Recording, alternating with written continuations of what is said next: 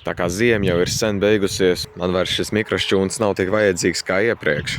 Tas, kāpēc es vispār uztaisīju tādu dzelžu patvērumu, bija tāpēc, ka uz rudeni nāca visi tie lielie vēji un lieti, un, protams, ziema. Un tā kā man bija uztaisīts tas dižbeņķa rāmis, un man bija daudzi dzelži, kas kaut kur bija jātur, un šķūnī nebija vieta.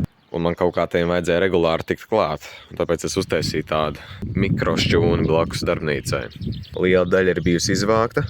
Dižbeņas acīm redzam vairs šeit nav, un pagals arī ir aizvests prom. Par tiem vēl arī būs video tikai vēlāk. Bet, protams, tas aizņem daudz vietu, ļoti daudz vietu. Sakarā ar saimniecības labiekārtošanas darbiem šķūnī ir atbrīvojusies apmēram trešdaļa vietas. Tā kā te, protams, ir sauss, ir jumts virs galvas, ir ideāla vieta, kur glabāt metāls, un tagad jau es arī glabāju koku materiālus esošiem projektiem. Tāpat tās tieši blakus darbnīcai ir viegli visam tikt klāt. Šeit būs jāiekārto jaunā glabātuve.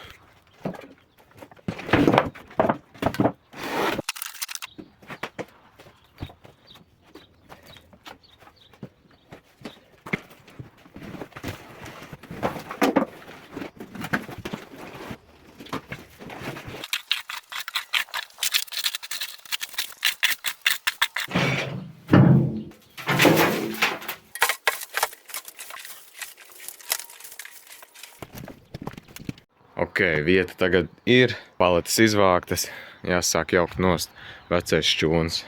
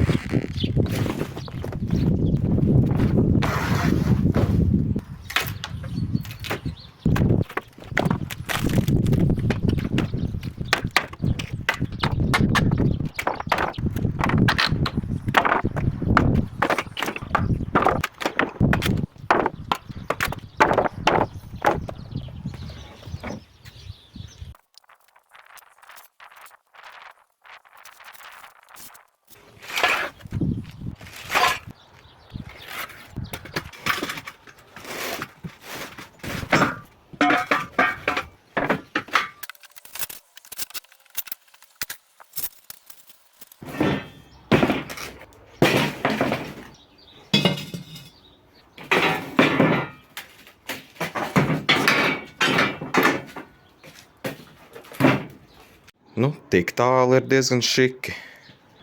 Tagad šeit darbnīcas priekšā tiešām sanāk kaut kāds metināšanas galds.